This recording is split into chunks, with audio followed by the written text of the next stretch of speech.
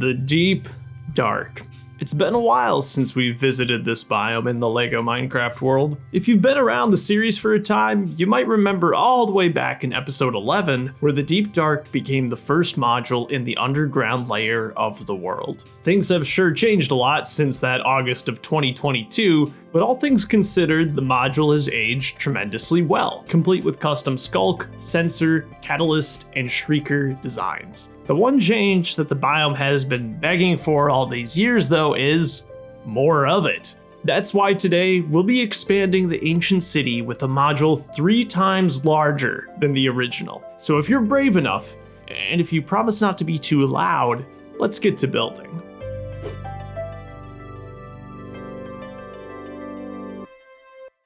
This module is going to be a big one, 32 by 48 studs or 16 by 24 blocks in game. This is going to be the same size as the mountain, which will go directly above this module. But before we get to that, I want to talk about the original Deep Dark model. You see, I think it makes sense to combine these two, but there's one big problem. The original Deep Dark build was never meant to be expanded. It was going to be in the front right corner, and that would be that. And because of that, there's a lot of unsightly bricks here on the side that will now be facing the front of the whole display, since this is a corner module. That means I'm going to have to rebuild this one. Now, if you remember anything about that original Deep Dark episode, you'll probably recall that it's one of the most dense modules ever made in the display. That's because there's just a very high level of detail throughout it. It's just a pile of plates and an absolute pain to take apart. Just to get to the bottom layer, I really had to dismantle, I would say,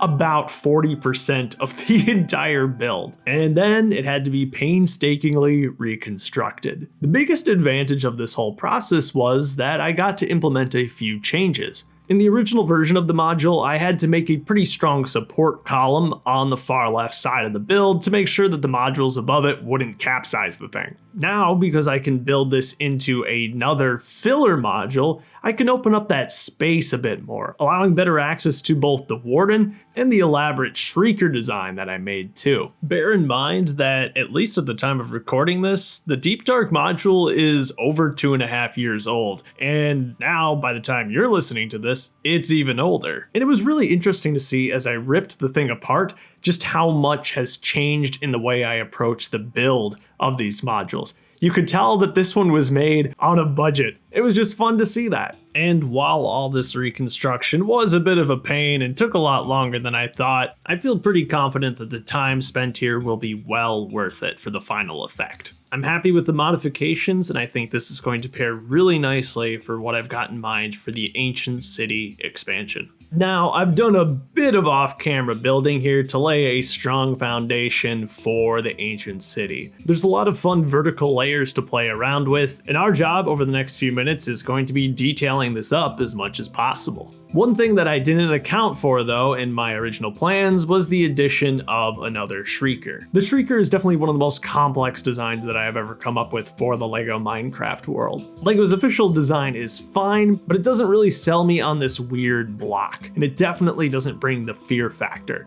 That's where I especially think that this custom design excels.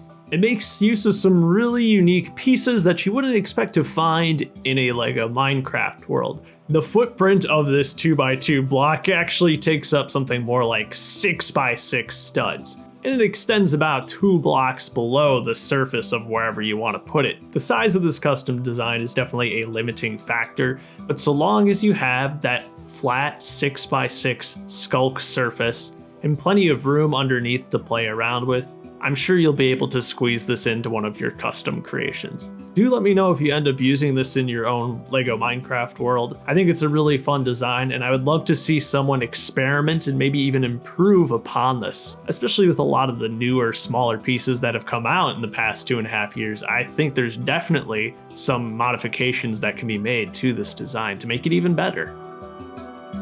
Wow, so far there's been a lot of destruction, but I think at this point we're actually ready to start building properly again. I'll get all these gaps closed up and we'll have a nice flat surface again, just like what we started out with.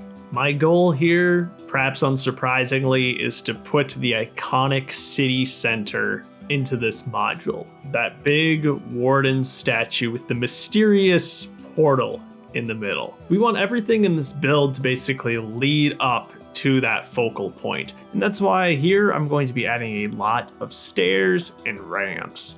And that makes for some fun studs not on top construction to accomplish the stairs and slabs. And naturally, all throughout the city, I'm going to have big patches of skulk. I really love how this block looks in Lego. It's a really simple technique. I'm just using a ton of black plates, of course, and then mixed in there, I've got dark turquoise, transparent, light blue, and then medium azure pips. These vibrant colors really pop against the black and it makes it look as if it's sparkling, kind of like the effect that you see in game. And then you have the skulk veins forming a rim all around that. Making it is very parts intensive, but I love how it looks and especially how it tiles, helping to really sell the idea that this is Minecraft. With the foundation all complete at this point, we can now start laying out some of the structural details. First, we've got this altar area at the top of the stairways. This is where in game you'd find all of those candles lying around.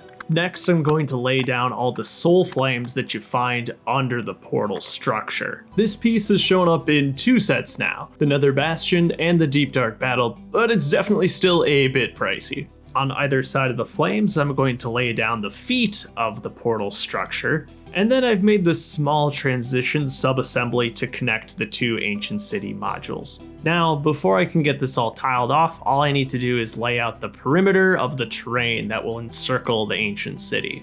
Much like the structure itself, I plan to cover much of these walls in skulk where possible. It'll definitely add a lot of visual interest to what otherwise could be a very boring plain gray wall. But now, with my outer limits defined, I think we can safely start to tile this all off.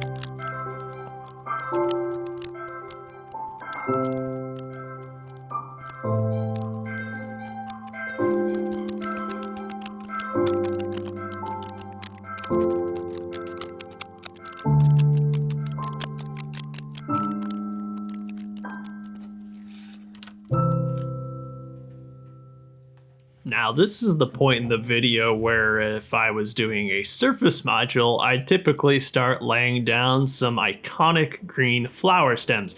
But this time, we get to do candles.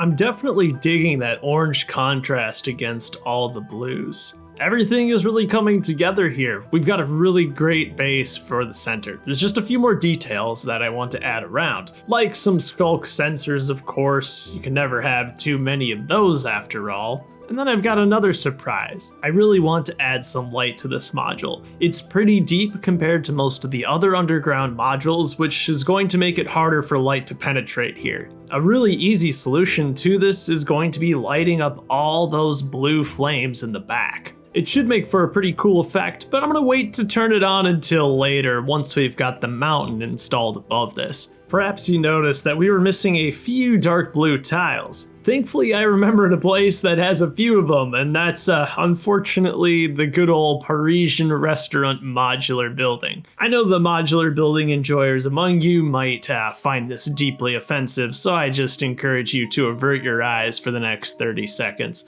The opportunity was just too good to pass up here, and this is gonna save me a lot of money in an unnecessary bricklink order.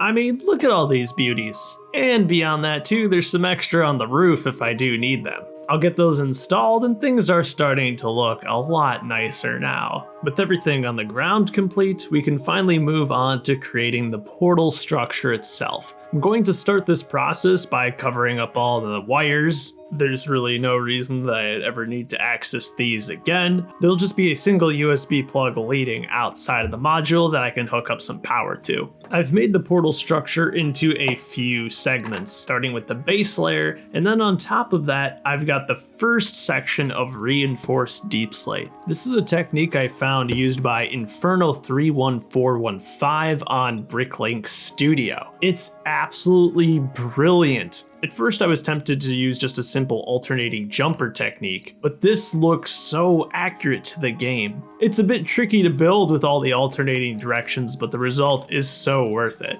Another perk of this design is that it's a lot easier to stack vertically than the jumper technique would be. And just like the rest of the build, I'm doing my best to add skulk and skulk veins wherever possible to add some visual interest to all the gray. Once we get the ears on the portal frame here, I think this is going to look quite familiar.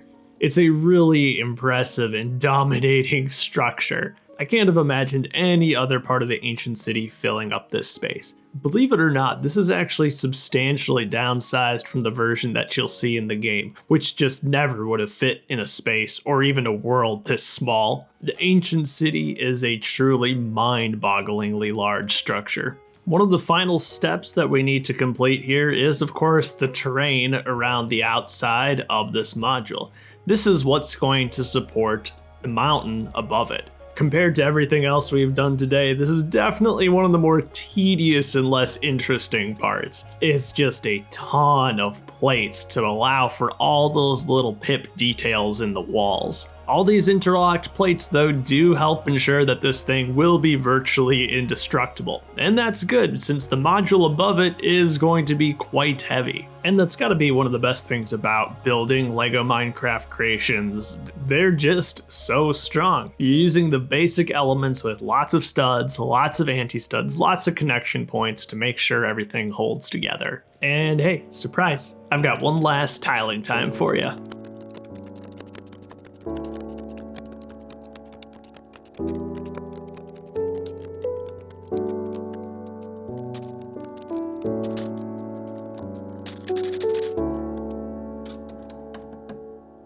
The last bit of structure that I want to add to this module are the 4 lamps at the base of the portal. These were surprisingly complex, featuring a lot of different block types and a lot of crazy angles. And anything that's got stairs in it usually ends up being at least a little tricky. I think this is the first time that the display has included some redstone lamps, so that was pretty exciting. And you better believe that these all have skulk sensors in the top.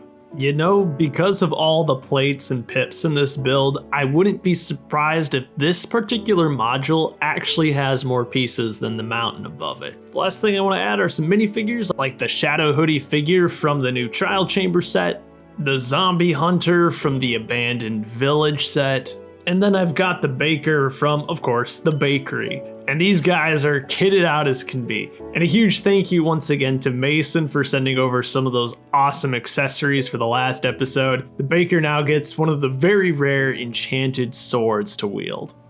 Alright, that means it's time to get all these modules connected.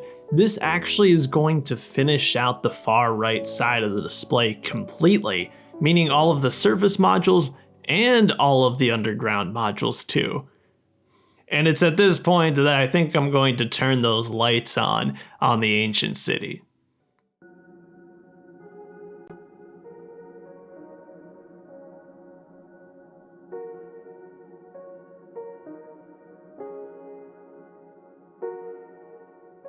It's so great to see all the in-game planning pay off like this. I'm really happy with the final result here, and I love the unintentional little blue glow that you get behind the ancient city portal too. That looks fantastic. It's especially exciting to bring all these modules, the top and bottom, together for the first time. It really just gives you an idea of the scale of this project. This particular side of the display is especially interesting just because of all the height variance going on. Hollowing out the mountain underneath ended up working out really nicely. Next time, we'll be tackling another large underground portion of the display. After many requests, I've decided to expand the lush caves even further with a full chunk module. It's going to make for a pretty great expansion to the dungeon from a few months ago. If you're a Lush Cave enjoyer and can't wait to see that episode, consider becoming a channel member. Your membership will give you access to that episode today, and you'll be supporting future LEGO Minecraft projects here on the channel while you're at it. You'll also gain access to a members-only Discord server, and we'd love to have you join the conversation there. If that sounds good to you, hit the join button below or follow the link that I've left in the video description to learn more. Thank you all so much for watching. I hope you have yourself a great life, and I'll see you again soon.